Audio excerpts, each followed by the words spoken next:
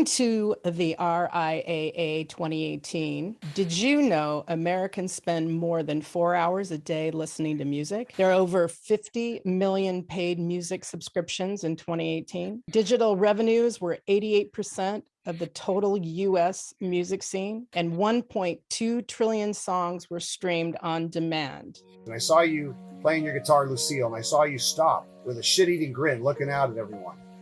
And he's just like smiling, looking at everyone. He stopped. And he's just standing there. And I'm like, Mr. BB, can you tell me, there was this moment that you stopped playing and you were just standing there. What were you thinking? What were you thinking, BB? And he said, Neil, and he looked at me very sternly. Neil, from here to here. And I said, thank you, Mr. BB. That's all I need to know. Yeah. Today, we're having a conversation with Neil Turbin, the original vocalist of the band Anthrax.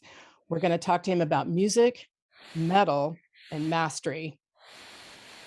Neil Turbin was the original singer for Anthrax on the first album of Fistful of Metal. And he toured North America with Raven and Metallica. He wrote songs on the next two albums, Armed and Dangerous, and Spreading the Disease. He wrote the lyrics to all the songs on the LP Fist of Metal, and the exception of one cover, which was Alice Cooper's I'm 18. Neil has extensively toured internationally and is a solo artist under Neil Turbin, songwriter, Neil Turbin, East Los Angeles, Anthrax, Onslaught, and Steel Prophet. This is one busy guy. So I have a quote for you. I'm not in this world to live up to your expectations, and you're not in this world to live up to mine. That's Bruce Lee. Welcome, Neil. Hey, Glenda, how are you? Good. Yeah, I love Bruce Lee. That's one of my favorite philosophers as well as martial artists. Yeah, that's awesome. Well, it just really suited you. When I thought of you, I thought, I'm not living up to anybody's expectations, and I thought, yeah, that's Neil. So I love Bruce Lee too. So anyway, so I just a quick question here. I was just looking over, I just found out that your grandmother was an opera singer, and so was your uncle on Broadway. Was that like a huge influence for you? Were you like super inspired by that, or? Well, I guess you did some reading of my Wikipedia or something, but I would say that that my family, of course, was an influence on me, but musically, I don't know that was really, it was more like a family way versus a musical taste way. It's not like I ran out and wanted to join a Broadway show or I wanted to join the opera, Right. So, in fact, I can remember a story when I was with my grandmother, one of my grandmothers, and, they were both musical. One that was the opera singer, and so we were supposed to go to see like some show at Radio City Music Hall in New York. This is back when they had shows there. Like it was a big thing. And, you're talking about, different generations where people are used to a certain style or a certain, they're accustomed to certain etiquette, so to speak. Yeah. And, fast forward to today's world, 2022, people do what they do. They wear what they wear. They look how they look. They act how they act, and so forth. And so back then, it was the 70s, I can assure you. And we were supposed to go to a movie. I won't even talk about the movie. And they did like a show. They have the Rockettes at the Radio City Music Hall and all that. So, I mean, my grandparents took it very seriously. So they were expecting me to get dressed up in some kind of outfit or something. And I'm like, what's that Hall & Oates song? No can do. I wasn't very old at that time, but I was very strong in my position in that time, and that's probably part of who I am. Yeah. It's having my own, my own idea. That's all. Right. So were you always into metal, or how many people or how many animals have their own idea? You want to get them to do this and they do that. It's just so. I wasn't being bad. I was just, like, I didn't want to wear like some funny looking outfit that was for them. Just, I just, you know, I thought I was going into Manhattan. They were going to go, check out this show, and it was just, like, wow, really? You got to dress up like, you know, like wearing the Easter Bunny suit or something, just kind of Exactly. uncomfortable thing. So anyway, Exactly. we went to it. We eventually went. It was a big disagreement, but we made it happen, and it was pretty cool going to Radio City Music Hall for the first time. I think it was at that point. Yeah. But you said as far as metal, you know, I've always listened to different types of music on the radio when I was a kid because I didn't have albums yet, and then when I finally had some money to buy some albums, and I bought some, but it was mostly a variety of music because that's what they played on the radio. You didn't get to pick what the radio played, right? You could try to Yeah. tell them, but different stations played different stuff. So I'd be very excited and very curious when I started hearing, heavier riffs. When I started hearing, you heard all the classic, songs that were played on the radio in those days, and then of course there was the Motown stuff and the Memphis Soul stuff, and then Yeah. you know all of that, and then you had the one-hit wonders that were all over the radio, and you had heavy rock bands at the time, and I would say heavy metal was kind of I don't know if An that outgrowth. I don't know if that word was even there at Used. that point. Right. It was heavy rock, Yeah. Yeah. Exactly. genre specific categorization. I mean that came I think with it came along Yeah. with it, everything, but I think just the idea of that sound. When I started hearing something that sounded good, I mean, I always loved Jimi Hendrix. I always loved, Led Zeppelin, Black Sabbath, Deep Purple. These were bands that were near and dear. But also there was other people, Otis Redding and Hmm. Marvin Gaye and, I mean, Yeah. Aretha Franklin. I mean, Singer.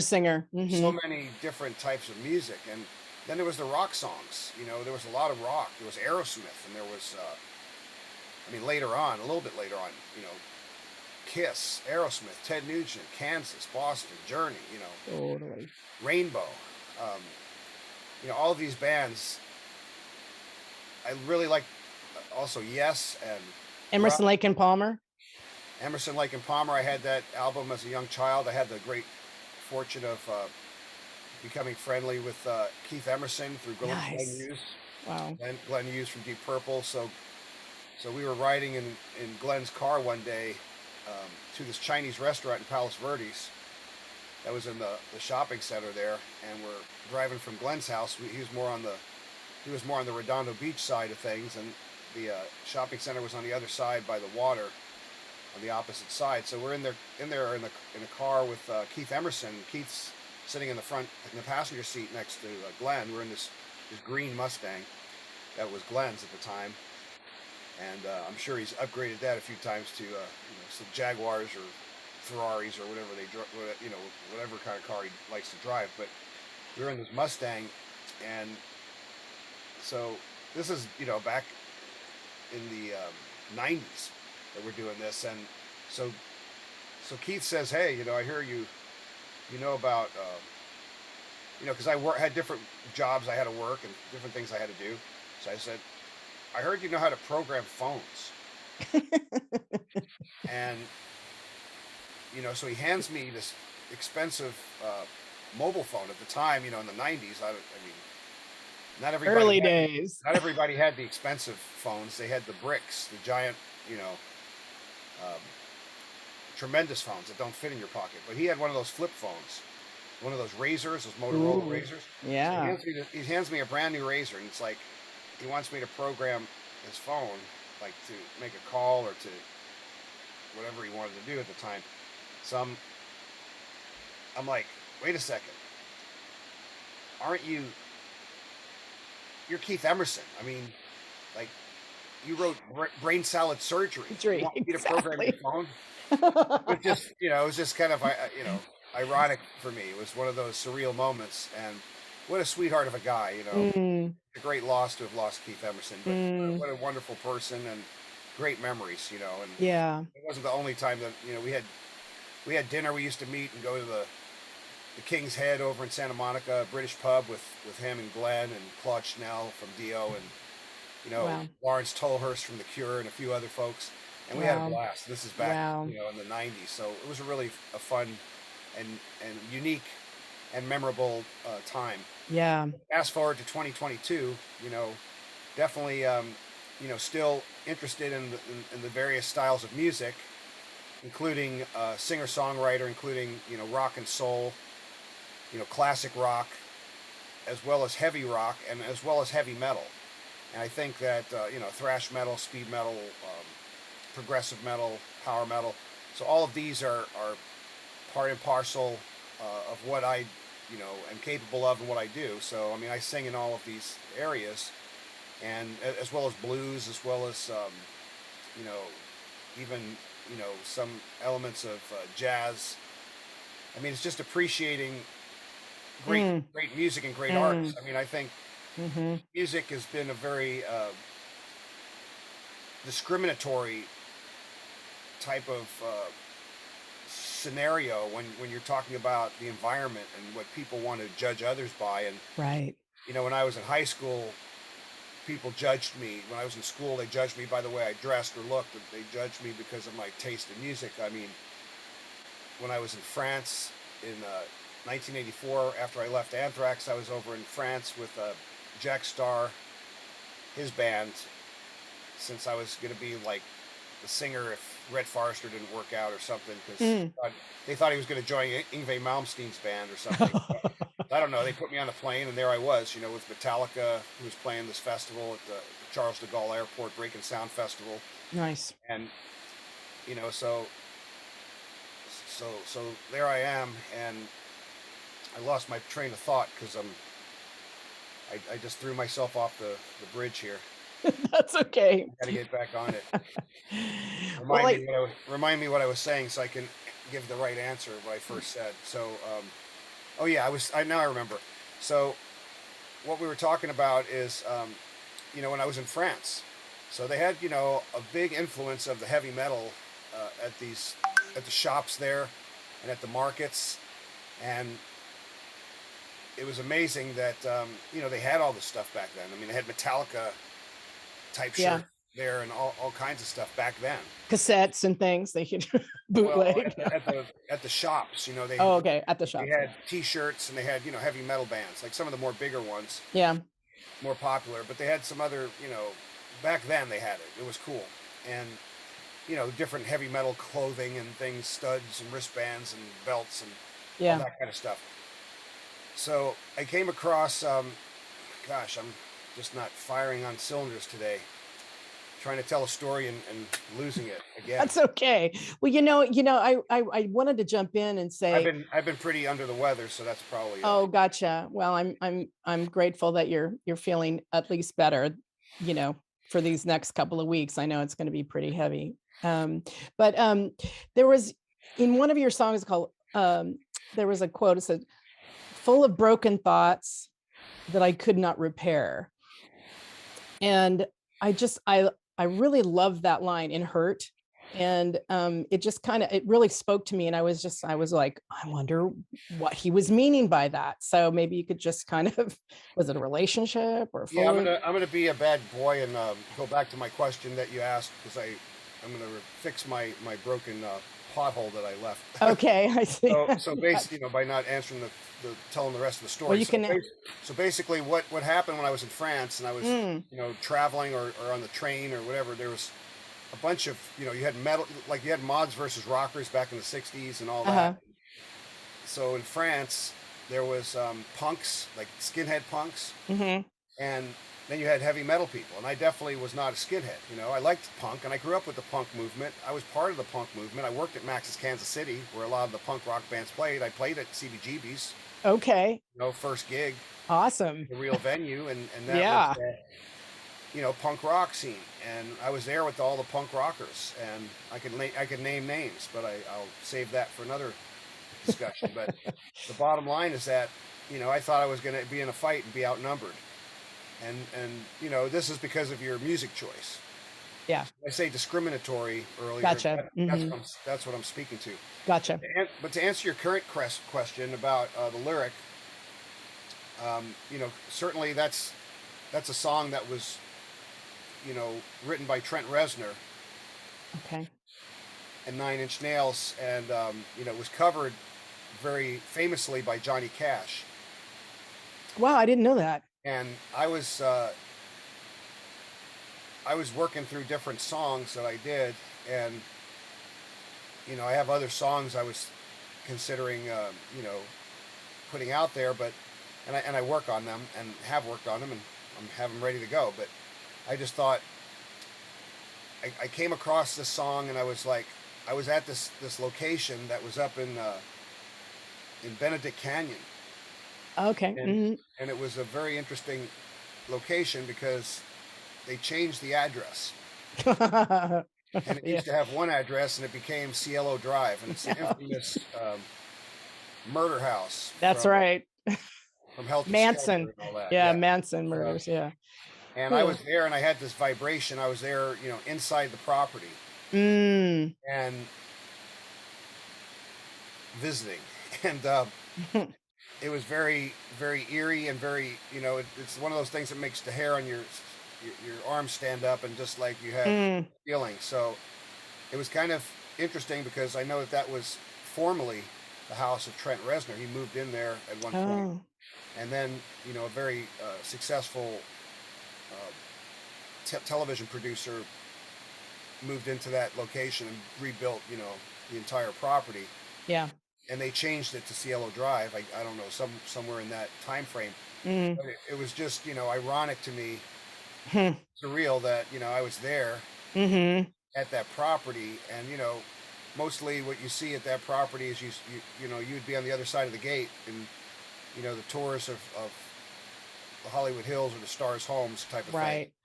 and you'd be on a bus on the roof from Hollywood Boulevard, driving down there, looking at different locations, film Yeah. locations, houses, and that's one of those locations where I mean, I think it's on most maps. You know what I mean? Yeah. It's most maps where you're going to visit when they come to California. Yes. So anyway, it was just a connection to Trent Reznor, I see. and actually I was leaning more in the Johnny Cash direction because of Hmm. course I appreciate Johnny Cash and Trent Reznor, but that was a huge song for Johnny Cash late in his Mm. career. It kind of revitalized some things for him, and I just thought, hey, I'm just playing the song. I wasn't really trying to put out a single or anything. I was actually just doing a rehearsal for the show, just a sound check, Gotcha. and I just it was recorded, and I just thought, wow, we're here to do a production meeting for South Bay Music Awards. I brought my little Roland Busker amp, 50-watt amp, and we just plugged it in. I let my Yeah. friend go first, and he played and sang, and then I went up there, and it was kind of run what you brung. It was Yeah. on the drag strip. It was like that was it. Mistakes and all, Yeah. one take, and there it is. And it was filmed on it wasn't super high fidelity the way it was filmed or recorded. Right. It was just, Right. I just thought, like, hey, I've put out music, and it's been a lot of production to put out these videos and all this work, and flying out to location, and you know lots of editing, lots of work, recording the music, all this kind of Yes. work, writing the song. So I Yes. figured, okay, here I am on this nice little stage. Let me just record this, and and then I thought, okay, well, here's the video. And then I Might as had well my use it. yeah, then I had my friend who works with the music distribution company. He's like, well, I'll edit a video. We'll do a lyric video, and he Nice. did, and it became a video and a single. And I mean, just to see what the reaction is, and the reaction was very cool. People seem to like it, and Yeah. you can check it out. It's on I did. all streaming platforms. Yeah. Hurt by Neil Turbin, and also Perfect. um, on YouTube. You can check out the video for that, and that's how it came about. That's Yeah. how it came alive. Gotcha. Well, you actually made that song alive. So, and I had no idea. So I was like, I was I did listening it to my it. way. I did it my version. I wasn't trying to be Johnny Cash. I wasn't trying to be Totally. Trent Reznor. I mean, I wanted Right. to do it my way, my tempo, and my Yeah. delivery. And some people want to put your feet to the fire and try to criticize and say, oh, well, Mhm. it's not the original tempo, it's not the original way that it Right. was sung. To me, the original tempo kind of dragged for me, so I wanted to, Mhm. give it a little push. That's good. Yeah, it But was I'm a great. heavy metal guy, and I do play, very fast, powerful, speeding, Yeah. thrashing metal. So, that's not unusual, I guess, for someone like me. Right. Well, it's great that you mentioned South Bay Music Awards show because that's coming up on the 22nd, and you'll be there and performing, I'm assuming. And And a shout out to Ken Andrews, yep, Ken host, Andrews. host MC, and producer, executive producer of the show. Yes, so it's going to be great. So yeah, if anybody wants tickets, I'll have everything down in the box down in at the bottom, so you can just click there and get yourself some tickets. Come and see Neil play and And sing, Glenda, you're and playing me. too. Yes, we'll be there together. It'll be At the great. Redondo Beach Performing Arts Center, That's correct. right there So, on the corner of Manhattan Beach Boulevard and Aviation and Boulevard. perfect. So, well, I got a few more questions for you real quick Sure. here, just for fun. So, and you can answer as quick or as slow as you want, but biggest risk you ever took? Oh, many. I mean, if you don't take risks, then you'll just stay in the same place pretty much. I mean, you have to take risks, and I'll just give you an example of one. Yes. There's many risks, many times, and not being afraid to step up to the plate. But I think it's important to have enough confidence that you are sure that you should do it. Like sometimes you put yourself in a position, and it can be a very dangerous or very scary position, like Yeah. making a left turn in traffic. Yeah, So exactly. so you really have to be confident and sure that your equipment works and that you work and that you're able to pull it off, right? Or at least your timing has to be. It's also timing. Absolutely. Timing is Mhm. part of that left turn. Yep. So there's this place out in near Newport Beach in Corona del Mar, California, and there's these rocks, and they call it Cameo Shores. It's a marine sanctuary, and John Wayne used to have a home right in this little cove, right across from this rock that has an arch and a big hole in it. It's a beautiful place, and you have to kind of go park on the road and climb down the rocks to get there and down a mountain. I don't know if they have it blocked off or if there's a lot of homes in the way or what have you nowadays, or fenced off. But we were adventurous. When we first came out to California, we would go places. And anyway, this is probably, I don't know, sometime in the 90s again. So what happened is I climbed up this rock about 40 foot high. And it's like it's mountain climbing. You're scaling a rock. It's not a big mountain, but it's certainly jagged edges, and Yeah. it was wet and slippery, and I was barefoot and I'm in my swim Oh, attire, and I'm climbing up this rock. And we got to the top of it, and it was like, okay, it felt like climbing a mountain, and then there's land on top. It was just like another place, but a small place. And there were some people up there, and they were jumping off this rock into the water. well, So you had to time it and get into the water, and it looked different when you were down on the bottom. When you're up there, 40 feet. I mean, it's 4 stories, oof. so it's a little scary. And I was maybe having some second thoughts about trying to climb back down the rock, but it was wet and there was no chance. If you want to die, that's a great choice, or end up with smashing yourself and cutting yourself. But you asked about taking risks, Yeah. so that's just one risk. It's not the only one, but many stories of that. But what happened is I ended up trying to time it. I really took 10 minutes to look at. I mean, I took a long time to look at these waves coming in, and they weren't giant waves. It was knee kickers in the summertime. But the wave, the water would come in an interval, and I would look at, okay, well, here's where I need to kind of hit it. And there's still a delay between when you jump and when you land. Yeah. And the thing that I never knew is, well, I found out the hard way, the real hard way, is when you hit the water, No. high up, it's like hitting the ground. Yeah. It's not like hitting a bed of a feather pillow or something. No. Or Ow. yeah, so and I landed not feet down and not hands down. Oh. I kind of landed sort of leaning forward and ripped my gums open on the top. So yeah, Oh man. bleeding, mouthful of blood, and then cut my feet and all that. But Right. I was alive and I didn't die, so that was all right, and Whew. didn't break the bone. But you know, if I could have done it all over again, you know, let's put it this way: there's people that jump out of perfectly good airplanes Exactly. and they jump off of bungee cords. Like I've done that. I have no problem jumping out of an airplane or off a bungee cord if I needed to, if there was like Yeah. some reason. But just to be a thrill seeker, that's just not something that I find that I Yeah. need to do. Like I've already jumped off of a 40-foot, cliff. Cliff. Yeah. So Okay. I know what it feels like when you hit, Ouch. and Yeah. that's just water. So I don't. Yeah, that's my story. Okay. It's a good one. Stay on ground. It's a good one. I'll stay Think on the twice. airplane. I'll stay on the ground. If everybody else wants to jump off, that's up to them. If they go Go for it. splat, then I mean, Yeah. I know someone who went splat out of an airplane. So Ooh. yeah, so that's Not not good. good. And No. someone's family member. So it's Oh. a tragic thing, and Yeah. and you can have lots of jumps, and you can have lots of experience, and Yeah. the risk factor's still there. You could be a world class championship driver, Yeah. and the risk factor's still there.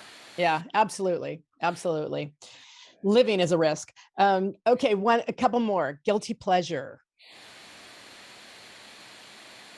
Um, I don't know if you want to classify it as a guilty pleasure, but I really love to play guitar and sing songs, play guitar, always be creating, you know, Beautiful. ABC, always be writing, always be Mm, playing, always be rocking. beautiful. Always be rocking. There it is. There you have Uh, it. beautiful. Okay. Something we don't know about you. Um, that I love animals. That's beautiful. I've had Okay. animals all my life and always love animals. They're pure of spirit and Mm-hmm. innocent, and, you know, they're excellent communicators. And I think there's a lot that we can learn from the animal kingdom and animals, and we also have to respect animals. People are Yeah. so busy Agreed. in the world of politics and the world of Nonsense. busyness and Yeah. business, and animals are kind of put on the back burner. Like, oh, it's like they got taxes and they got reporting, and Right. animals. They don't. I mean, of course, to certain people, they hold them near and dear to their heart, and they treat them Yes. the way they should be treated and respected. But I think that there's people in our society that they don't treat very well either, and that would be elderly people. Yeah. Agreed. Everybody gets old. Everyone gets Absolutely. older. I mean, you're older than Absolutely. yesterday, so That's really true. That or is 10 years ago, if that's the case. And you know, I think that the world needs to do a better job of being, taking care of others. It's not yes. just about the me factor in this world, and That's right. it's sad to see it as a focus in the mainstream media, Yeah. because that is the focus. But you know, helping an old lady across the street, I mean, that's an important thing. It's important to have patience with folks who need the help, and That's right. we all need help sometime. That's right. And We just a all need little to help each other kindness. instead of kill each Hmm. other, instead of destroy each other. But Exactly. that's where the animals, teach us some wisdom, Correct. and that brings us back to someone who has great wisdom was Bruce Lee. Someone who's Yeah. you would think that his best talent was his martial arts or his acting skills, and certainly those were magnificent things that he did. But his philosophy is even more impacting, That's right. especially in these times. I mean, his philosophy and his wisdom is brilliant. That's right. Agreed. And So many it's living wise on. thoughts. And it lives on through his daughter too. Shannon. She's pretty awesome. She has a wonderful show. Well, she did. But anyway, just Neil, I just wanted to say thank you. What a treasure, what a pleasure to meet a fellow artist that is not only talented, but you have a beautiful, big, kind heart. And that should lead the way with everything. So I deeply appreciate you. Thank you for taking the time. We'll see you at South Bay Music Awards coming up on the 22nd of July, 2022. And if you want to connect with Neil, I think you have a Twitter, Neil. Neil. I can, you know, I just want to say two things. So Okay. one thing is that BB King, Mm-hmm. I was hanging out with him on New Year's Eve, 1999 on his tour bus. He said, my friend was interviewing him from a radio station recorded, you know, interview. And I had the opportunity to ask him some questions and sit with him in his bus on these white plastic lawn chairs in the back of his bus. Cool.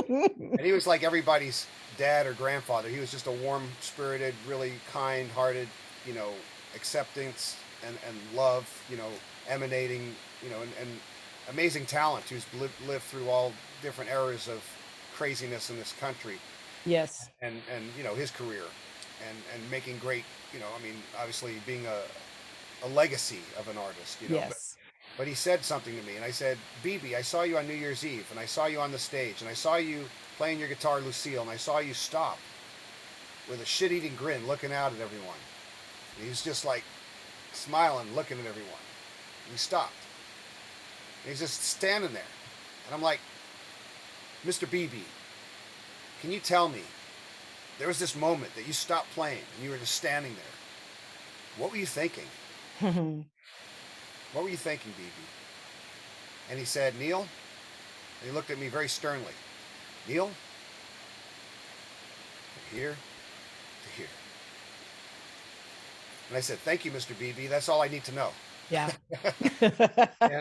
and with that, I'll just say that you can reach me on social media, on all the social media platforms, you know, Instagram, Facebook, Twitter, under Neil Turbin or Death Riders. Perfect. And also, you can check us out on all the streaming services, and especially my name, Neil Turbin, or Death Riders. My other bands are Neil Turbin Eastlos, Death Riders, Bleed the Hunger, and then Neil Turbin as a singer-songwriter, my rock and soul stuff. And of course I have a song that you mentioned, Glenda, called Hurt, that of course was written by Trent Reznor and performed very famously by Johnny Cash. So you can check that out. And of course Death Riders also, there's a video called Never Surrender, and also a single on all the major streaming platforms as well. So please check that out. And look forward to seeing you on July 22nd at the South Bay Music Awards at Redondo Beach Performing Arts Center. Thanks so much for having me. It's perfect. Nice speaking with you. Nice speaking with you too. Thank you. We'll see you later. Thank you for joining us on Glenda Benevides Music. All right. We'll see you soon. Heavy metal. Thrash. Yeah!